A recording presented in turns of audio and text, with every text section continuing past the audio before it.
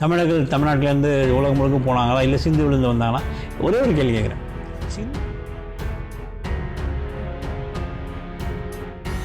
அவர் என்ன சொல்றா, அங்கிருந்து வந்தவங்க தமிழர்களே அப்படி சொல்றாரு. இல்லை, இப்போ சிவபெருமான் முருகன் எல்லாமே முன்னோர்கள் சொல்றாங்களே, அது உங்களுடைய கருத்து? பாண்டிய மன்னனுடைய முதல் மன்னனாக இலக்கியத்தில் கூறப்படுவது சிவன். ஆனால் இன்னைக்கு நிலைமையை பார்த்துக்கிட்டோம்னா தமிழர்கள் கொஞ்சம் மங்கி இருக்க அப்படின்னு பார்க்கப்படுது. இப்போ அந்த குமரிக்கண்டம் நீங்கள் பண்ண ஆய்வை வந்து உலகம் பறக்க இது பண்ணியிருக்கிறீங்களா? அதாவது ஒரு அகாடமிக்கு ஒரு ரெக்கார்டு ஏதாவது இது வரைக்கும் பண்ணியிருக்கீங்களா? அதுக்கான முயற்சிகள் போய் நீங்கள் இப்போ பின்பற்றுறது வந்து தொல்காப்பியத்தோடது. நான் இப்போ பின்பற்ற ஆய்வு முறை வந்து தொல்காப்பியத்தில் இருக்கக்கூடிய மரபியல் சொல்லுவாங்க. அதில் உள்ள நூலின் யுத்தி முறை. அதாவது 10 குற்றங்கள் நீங்கி 32 யுத்திகளை பயன்படுத்தி ஒரு ஆய்வை எப்படி செய்யாது. தொல்காப்பியம் சொல்கிறது ஒரு நூல் எழுதுகிற முறை. நான் வந்து இதே விஷயத்தை நான் பவர் பாயிண்ட் ப்ரெசன்டேஷனுக்கு பயன்படுத்திக்கிட்டேன். அது ஒரு எடுத்துக்கிட்டீங்க. அதாவது ஒரு ஸ்லைடில் 4 வரி இருக்கும். அதை வந்து காட்சியோடு நான் சொல்ல ஆரம்பித்தேன். அப்போ இந்த முறையை வந்து உலகம் முழுக்க கொண்டு போகணும்.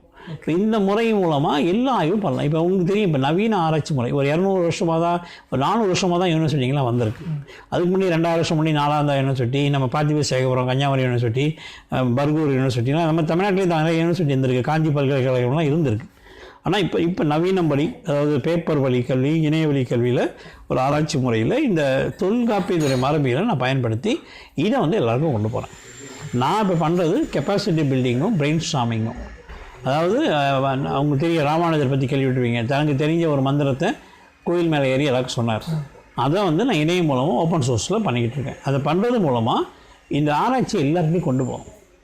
நீங்கள் சொன்னீங்களே, ஒரு பொதுவான மக்களுக்கு தெரியல, தமிழர்கள் தமிழ்நாட்டிலேருந்து உலகம் முழுக்க போனாங்களா இல்லை சிந்து விழுந்து வந்தாங்களா? ஒரே ஒரு கேள்வி கேட்குறேன். சிந்து வெளி மக்கள் உலகம் முழுக்க போனதுக்கான சான்றுகள் இருக்கா? இல்லை தான். ஆனால் தமிழர்கள் உலகம் முழுக்க போன சான்று இருக்கா? இருக்குது. அப்போ நம்ம சொல்கிறோம், இது வரைக்கும் திராவிட மொழி குடும்பம்ன்ற ஒரு கோட்பாடு கால்டுவேல் காலத்தில், அது கால்டுவேல் காலத்தில் இல்லை. அவர் என்ன சொல்கிறா, அங்கேருந்து வந்தவங்க தமிழர்களே அப்படி சொல்கிறாரு. இல்லை, அப்படி இல்லை. அதுக்கு ஒரு மாற்றம் இருக்குது. இது அவர் வந்து பிளேஸ் நேம் ஸ்டடீஸ் பண்ணுறாங்க, இடப்பெயர் ஆராய்ச்சி பண்ணுறாங்க. அப்போ அவருடைய பார்வையில் இருக்கும். அவர் தமிழ் வழி கல்வியில் இந்தியாவிலேயே முதல் முறையாக தமிழ் IAS பாஸ் பண்ணுறாங்க. அவருடைய பார்வை தமிழை அடிப்படையாக வச்சுது. மொழி என்னுடைய பார்வை, நான் பல்துறைக்கான, நான் ஒரு அடிப்படை இயற்பியல் சார்ந்தவன். என்னுடைய பார்வை பல துறைகளுக்கானது. அப்போ என்னுடைய பார்வையில் நான் வந்து குமரிக்கண்டம் இருக்குது, மடகாஸ்கர்லேருந்து கன்னியாகுமரி வரைக்கும் தீவுகளில் மக்கள் வாழ்ந்தாங்க, இந்த மேற்கு தொடர்ச்சி மலையில் மக்கள் வாழ்ந்தாங்க, இந்த இந்தியா முழுக்கும் தமிழர்கள் இருந்தாங்க.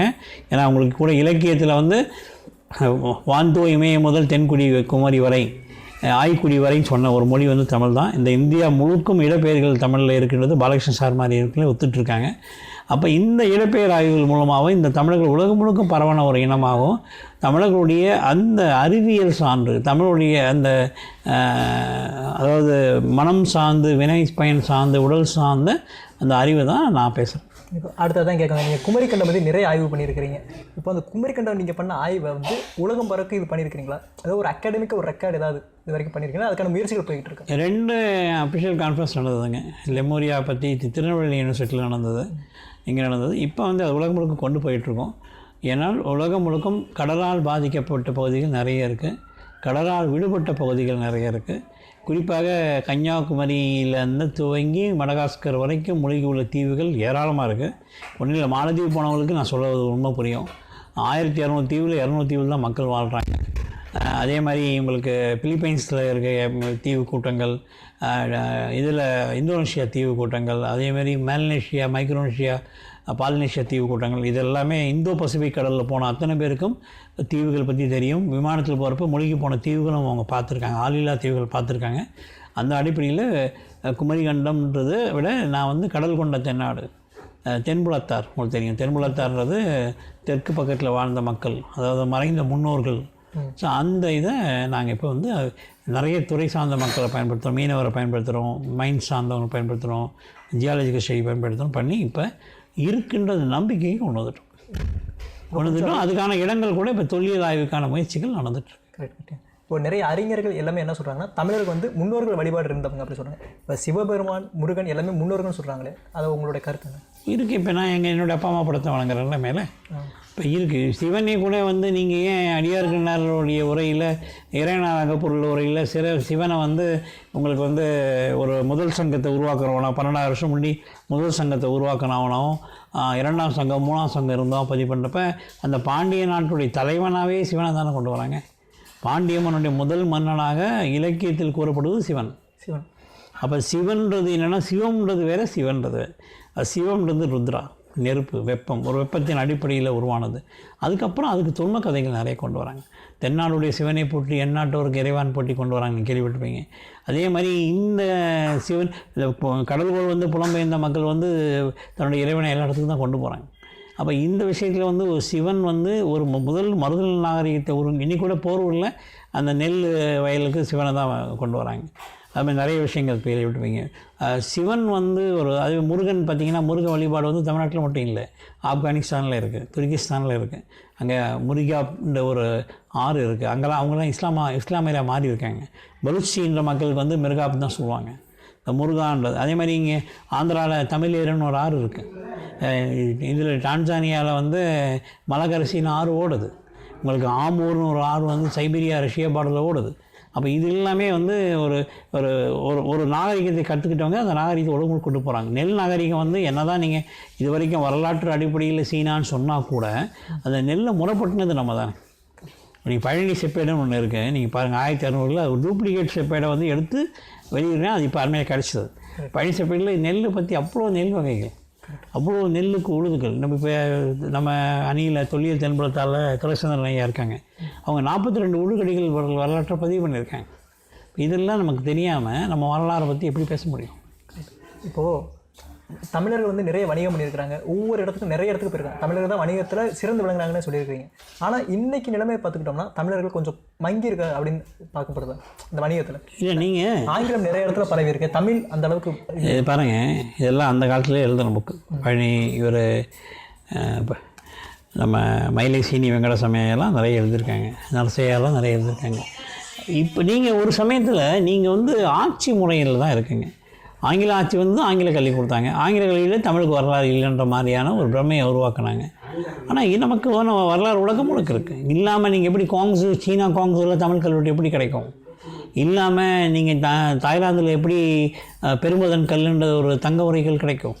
ஓமனில் எப்படி பானை ஓட்டில் எழுத்து கிடைக்கும்? எப்படி ஈஜிப்டில் எப்படி பானை ஓட்டில் கிடைக்கும்? என்னோட கேள்வின்னா அத்தனை இடத்துல இருந்திருக்காங்களே, அப்போ உங்களோட வலிமை குன்றுறதுக்கு என்ன காரணம் அந்த காலத்தில்?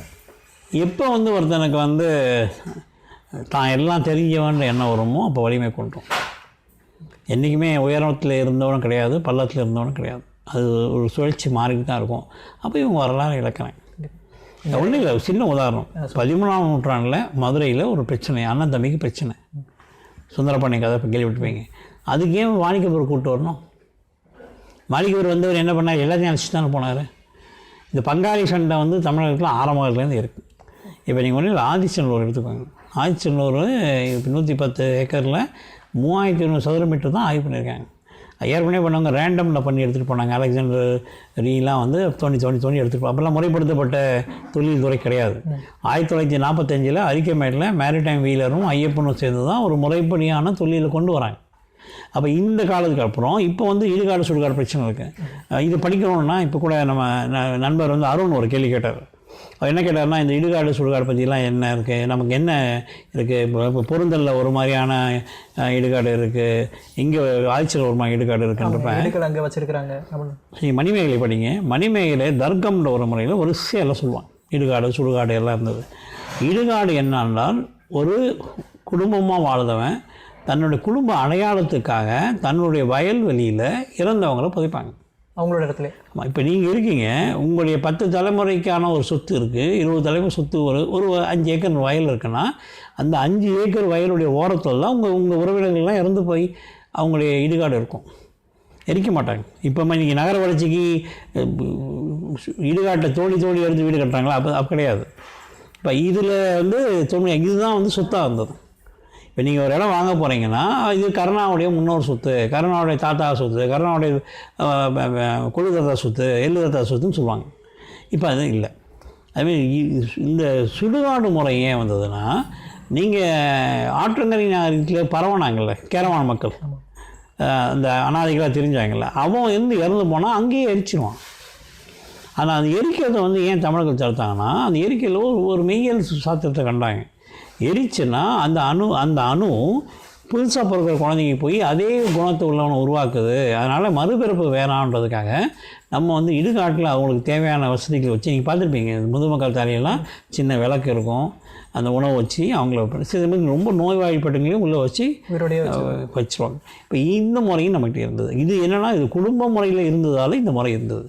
அவங்க குடும்ப முறை இல்லாதாலும் அவங்க அந்த முறை இருந்தது. அதாவது உங்களுக்கு உலகத்திலேயே பழங்குடிகள் பல நாட்டில் இருந்தாங்க. இப்போ கூட கனடாவில் இருக்காங்க, இப்போ கூட ஆஸ்திரேலியாவில் இருக்காங்க. அப்படி உலகம் முழுக்க இன்னைக்கு கூட தமிழ்நாட்டோட பழங்குடிகள் ஒரு 26 பழங்குடிகள் அரசு சொன்ன பழங்குடிகள் இருக்காங்க. இப்போ இவங்களுடைய வாழ்வியல் முறையும் நாகரிக முறையில் வாழ்ந்த முறைக்கும் வித்தியாசம் இருக்குது. அப்போ இதுதான் சொல்லணும். இப்போ பொருந்தல் உடைய முறை, பொருந்தலில் கிடைக்கக்கூடிய கற்களை வச்சு அங்கே இருக்க இடுகாடு அமைஞ்சது. ஆதிச்சங்களில் இருக்க சரளை கற்களை அடிப்பிச்சு அங்கே பார்த்தீங்கன்னா ஒரு இடத்துல புதைக்கிறாங்க, அந்த இடம் அழியுது, தாமிரபரணி ஆற்றங்கரையில் அழியுது. ஒரு பல வருஷம் கழிச்சு மறுபடியும் வந்து குடியிருக்கிறாங்க. எப்படி வந்து தனுஷ்கோடியில் வந்து 64 வந்து ஊரை அழிச்சது, இப்போ மறுபடியும் போய் அங்கே மக்கள் வாழ்கிறாங்க. அப்போ அது 3 இடத்துல ஒரே இடத்துல 3 சுடுகாடு இருக்குது, இடுகாடு இருக்குது. ஒரே இடத்துல 3 அடுக்கு இடுகாடு இருக்குது. அப்போ என்னென்னா, அவன் ஒரு இடத்த பழக்கமாக வச்சுருக்கான். கிழக்கில் பள்ளம் இருந்தால் கிழக்கில் தான் பள்ளம் இருக்கும், அந்த மாதிரி வச்சுருக்கேன். அப்போ இந்த அடிப்படையிலையும் நம்ம வரலாறு பார்க்கலாம். ராமதேவர் அவர் அரபிக்கு பகுதிக்கு போயிட்டு வந்ததாக சொல்கிறாங்க. அவருக்கு யாக்கோப்புன்னு ஒரு பேர் கூட இருக்குது. சித்தர்கள் எழுத்துநிலை நல்லா இப்போ கவனித்து பார்க்குறப்ப சித்தர்கள் எழுத்துநிலை சங்க இலக்கிய காலத்தில் இல்லை. நம்ம சொல்கிறது மூப்பு காலம் எந்த காலம் சொல்லுங்கள். வாலி வந்து சூரியன் உதிக்கிற இடத்துலலாம் போய் சூரியன் கும்பிட்டு வந்தான் சொன்னப்போ நான் நம்பலை. சித்தர்கள் அப்போ இன்னமும் இருக்கிறாங்க.